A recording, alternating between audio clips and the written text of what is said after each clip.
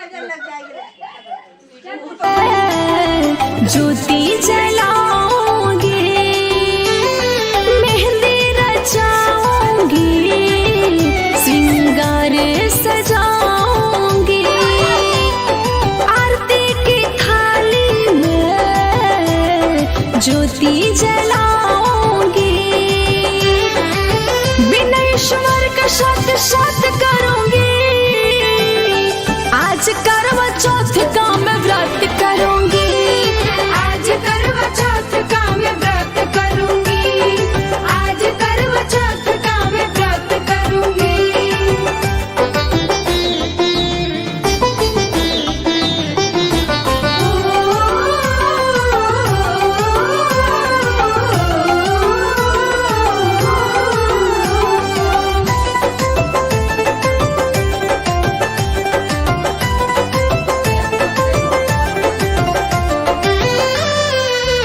मेरे साजन जी रीत निभा देना, अपने हाथों से पानी पिला देना, मेरे साजन जी रीत निभा देना, अपने हाथों से पानी पिला देना, प्यारे निभाऊंगी, नखड़े उठाऊंगी, कदमों में तेरे सजन जीवन बिताऊंगी, दिल से तुम्हारा इज्जत करूंगी, आज करवा चौथ का मैं व्रत करूंगी, आज करवा चौथ का मैं व्रत करूंगी, आज करवा चौथ का मैं व्रत करूंगी।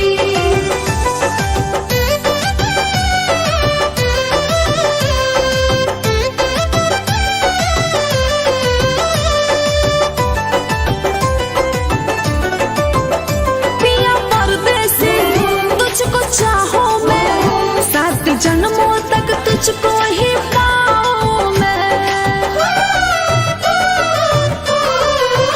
पिया परदेसी तुझको चाहूं मैं, 7 जन्मों तक तुझको ही पाऊं मैं, चांदी को देखूंगी, व्रत मैं तोड़ूंगी, नजरों से दूर तुझे एक पल ना छोड़ूंगी, तेरे हवाले अपने मत करूंगी, आज करवा चौथ का मैं व्रत करूंगी, आज करवा चौथ का मैं व्रत करूंगी, आज करवा चौथ का मैं व्रत करूंगी। और क्या?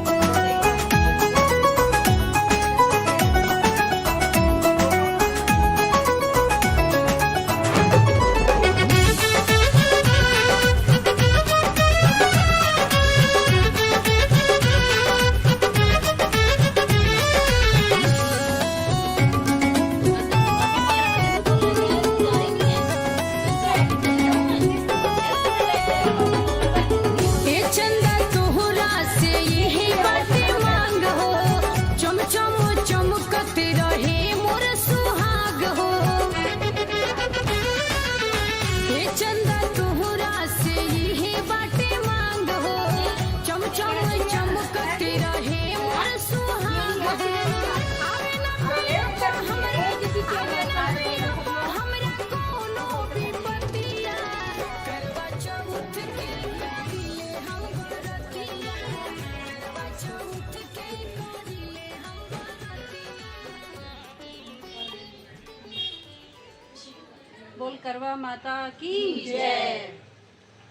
मध्यांता कहने लगे कि जिस समय अर्जुन इंद्र नीलगिरी पर तप के लिए चले गए तो उनके पीछे द्रौपदी खिन्न मन होकर चिंता करने लगी कि अर्जुन ने बड़े कठिन कर्म का प्रारंभ कर दिया है, किंतु विघ्न डालने वाले शत्रु अनेक हैं।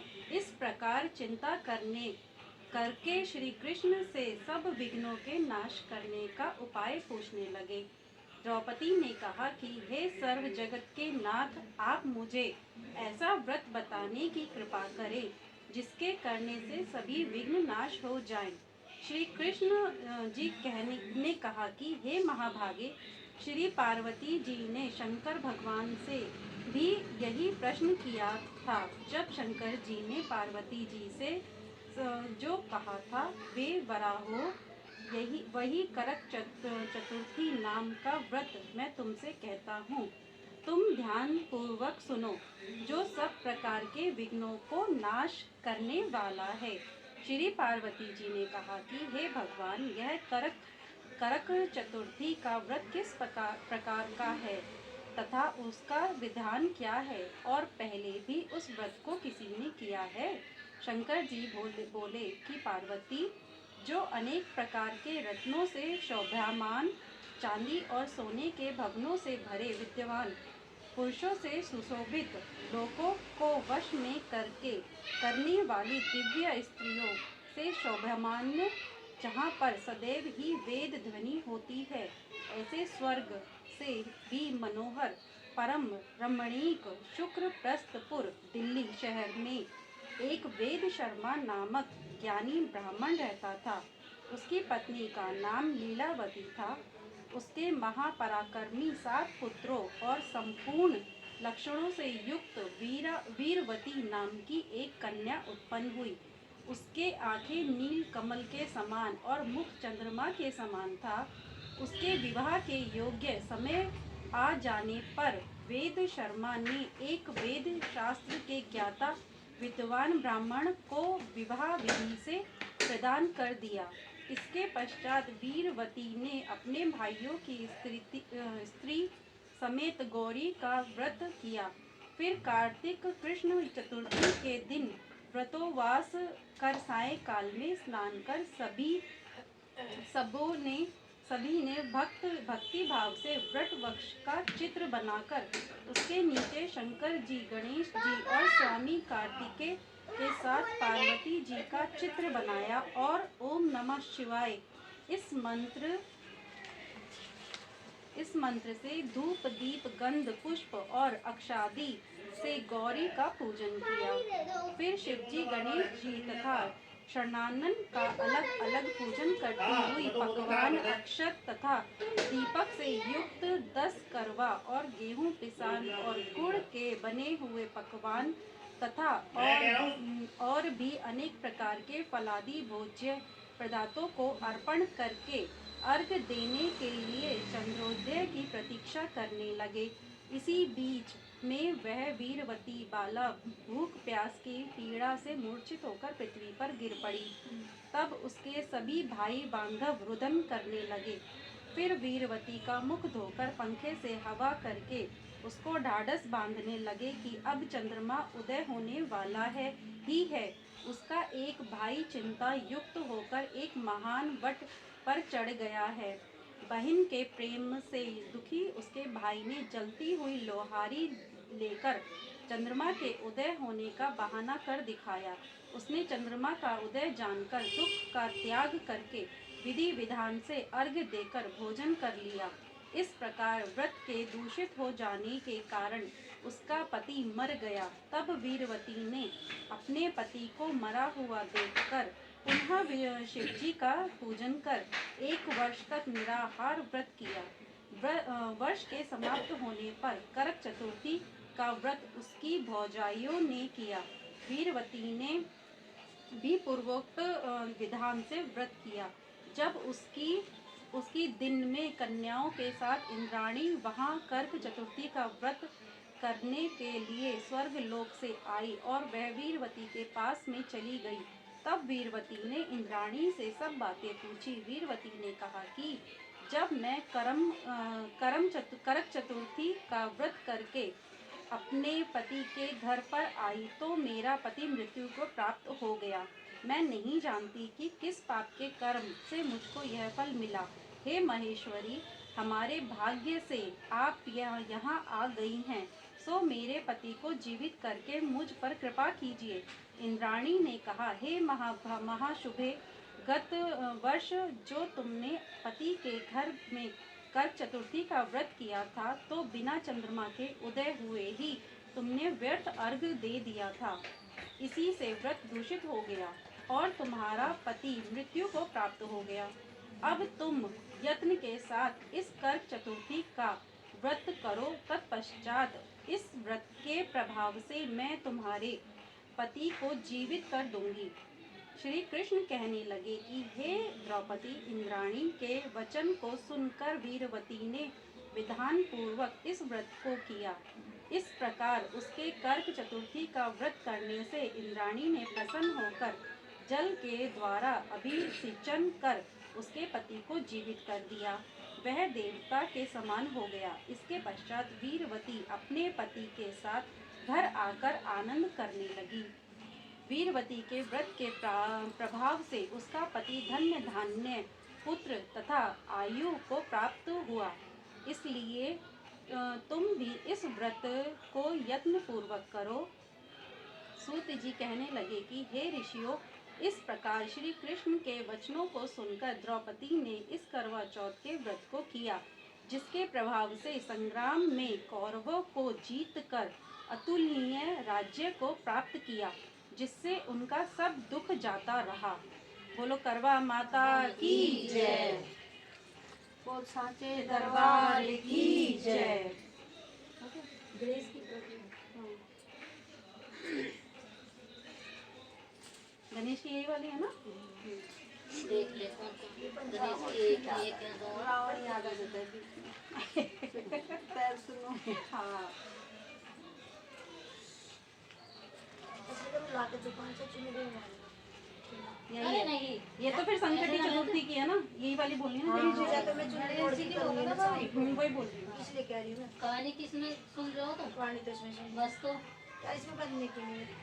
तो ऐसा करना ना, कागज में बांध के इसको जहाँ वो करवे रखे होंगे अभी तो ना, एक और है, अभी एक वो सुनना सराय है। रखी है, हाँ, उसको रख सुन ले लेना। पहले अभी। हाँ। बोलो गणपति महाराज की जय। इस संबंध में मैं आपको राजा हरिश्चंद्र का इतिहास सुनाता हूँ, सो आप सुनिए। पहले समय में अत्यंत प्रतापी क्षत्रिय, धर्म में तत्पर, सत्यवादी और ब्राह्मण भक्त हरिश्चंद्र नाम के राजा थे। इनके शासन काल में न कहीं रोग का भय होता था, न कोई दरिद्र था और न ही कोई अल्प आयु होता था। उसके राज्य में ऋष्य शर्मा नाम का एक तपस्वी ब्राह्मण रहता था। थोड़े ही समय में इसके एक पुत्र हुआ, परंतु देव योग्य से ऋष्य शर्मा मृत्यु को प्राप्त हो गया और उसकी स्त्री ने अपने पुत्र का पालन पोषण किया। भीख मांगकर लाती हुई उस ब्राह्मणी ने अत्यंत दीन अवस्था में उसका लालन पालन किया और संकट चतुर्थी का व्रत करने लगी। वह पवित्र आचरण वाली भीख मांगकर लाए हुए तिलों के 10 लड्डू बनाकर गोबर से गणेश जी की मूर्ति बनाकर कहे हुए प्रकार से सदैव पूजा करती रही थी। एक दिन उसका पुत्र गणेश जी की मूर्ति को खिलौना समझकर गले में बांधकर खेलने के लिए बाहर निकल गया। उसी समय एक दुष्ट कुम्हार ने उस 5 वर्ष के बालक को अपने जलते हुए आवे में डाल दिया। इधर उसकी माता अपने पुत्र को न पाकर उसके वियोग में पागल सी हो गई और गणाध्यक्ष का पूजन करके विलाप करने लगी। हे गणेश, हे महाकाय, हे प्रातःकालीन सूर्य के सदृश लालिमा वाले, हे जटाजूट से शोभामान्य पुत्र, दुख से पीड़ित हुई आप मेरी रक्षा करें। हे गजानन, हे 4 भुजाओं वाले, हे मस्तक पर चंद्रमा से शोभित, हे विनायक, हे अनाथों के नाथ, हे भक्तों को अभिष्ट वर देने वाले पुत्र, दुखी पीड़ित मेरी रक्षा कीजिए। इस प्रकार आधी रात तक वह विलाप करती रही। सवेरा होते ही जब कुम्हार ने आवा खोलकर देखा तो उस 5 वर्ष के बालक को उसी आवे में घुटने तक के पानी में खेलता हुआ पाया। इस प्रकार उस बालक को देखते ही वह भय के मारे कांपने लगा और राजमहल में जाकर राजा के सामने अपना सारा कुकर्म कह सुनाया। कुम्हार कहने लगा कि हे महाभाव, हे जलती हुई अग्नि के समान तेजस्वी राजन हरिश्चंद्र, मैंने ऐसा अधर्म किया है जिससे मैं वध के योग्य हूँ। हे राजन, राजकन्या के विवाह के लिए मुझे कुछ मिट्टी के बर्तन शीघ्र से शीघ्र पकाकर देने थे, परंतु कई बार आवे में आग लगाने पर भी वे पके नहीं। तब मैंने जादू टोना जानने वाले एक तांत्रिक से जाकर पूछा तो उसने चोरी चोरी एक बालक की बलि देने के लिए कहा। तब मुझको बड़ी चिंता हुई कि किसके बालक को अग्नि में डाला जाए। जिसके एक बालक को अग्नि में डालूंगा वह तो मुझे मार ही डालेगा। इस भय से मैंने किसी विधवा के लड़के को बलि देने का निश्चय किया और अपनी भार्या को समझा कर कहा कि ऋष्य शर्मा नाम का ब्राह्मण मर गया है। उसका एक लड़का 5 वर्ष का है। उसकी विधवा माता भीख मांगकर अपना और पुत्र का पालन करती है। यदि इसके पुत्र का बलिदान किया जाए तो यह गरीब दुखिया कुछ भी नहीं कर सकेगी और मेरे बर्तन पक जाएंगे। अपनी स्त्री से ऐसा कहकर मैंने खेलते हुए बालक को पकड़कर आवे में डाल दिया और सुखपूर्वक रात को सो गया। सवेरा होते ही आवे के बर्तन पके या नहीं यह देखने के लिए वहां गया और आवा खोलकर देखता हूँ तो जिस अवस्था में बालक को वहां डाला था उसी अवस्था में उसको वहां निर्भय खेलता हुआ देख कर मैं भयभीत हो गया और यहाँ आया हूँ। इस प्रकार उसके वचन सुनकर राजा बहुत ही चकित हुआ और जहाँ बालक खेल रहा था वह स्वयं बालक को इस प्रकार देखकर अपने आत्मा से कहा, यह क्या बात है और यह बालक किसका है, इसका निश्चय करो। इस आवे के भीतर कमल से सुशोभित घुटने तक जल और वज्रमणि के समान दुर्वा कैसे उत्पन्न हुई। इस दरिद्र बालक को न दाह है न क्षुधा है और न ही प्यास है। घर की तरह निर्भय होकर यहाँ खेल रहा था। राजा ने इतना कहने पर रोती कलावती वह ब्राह्मणी भी वहां पर आ पहुंची और जैसे गाय अपने बछड़ी के पास जाती है और उसे प्यार करती है वैसे ही उसने अपने बालक को देखकर उसे उठाकर अपनी छाती से लगा लिया, उसे चुंबन किया और रोती कांपती हुई राजा के पास बैठ गई। राजा हरिश्चंद्र ने कहा, हे ब्राह्मणी, अग्नि ने इस बालक को क्यों नहीं जलाया? क्या तू कोई जादू टोना जानती है अथवा तूने कोई उग्र तप किया है? ब्राह्मणी बोली, हे राजन, ना कोई चेटक जानती हूँ, ना धर्म जानती हूँ और ना ही कोई तप किया और ना ही कोई दान किया, ना विधान किया और ना ही कोई बलिदान किया है। हे राजन, मैंने केवल संकट नाशन का एकमात्र उत्तम व्रत किया है। उसी के प्रभाव से मेरा बालक कुशल पूर्वक है। इस प्रकार उसका वचन सुनकर राजा ने कहा कि यह व्रत मुझे भी बहुत अच्छा लगा है, अतः मेरी सारी प्रजा इस व्रत को अवश्य करे। हे युधिष्ठिर, इस प्रकार राजा ने उसकी परिक्रमा करके कहा कि हे ब्राह्मणी, तू धन्य और तपस्विनी है। मेरी सारी प्रजा को गणाध्यक्ष का पूजन करना चाहिए। इस प्रकार आश्चर्य युक्त होकर सारी प्रजा ने प्रति मास गणाध्यक्ष की पूजा को प्रारंभ किया। इस प्रकार व्रत राज्य के प्रभाव से ब्राह्मणी को उसका पुत्र प्राप्त हुआ। श्री कृष्ण ने कहा, हे राजा युधिष्ठिर, इसलिए व्रतों में उत्तम इस व्रत के प्रभाव से आपका भी अभिष्ट सिद्ध होगा। हे राजन, जो कोई समस्त सिद्धि देने वाले इस व्रत को करता है उसका गया और राज्य, मित्र, पुत्र आदि समस्त सुख प्राप्त होते हैं। बोलो गणपति महाराज की जय और साचे दरबार की जय और करवा माता की जय। ज्योति जलाऊंगी, मेहंदी रचाऊंगी, सिंगार सजाऊंगी, आरती की थाली में ज्योति जलाऊंगी, विनयश्वर का शत करूंगी। आज करवा चौथ का मैं व्रत करूंगी, आज करवा चौथ का मैं व्रत करूंगी।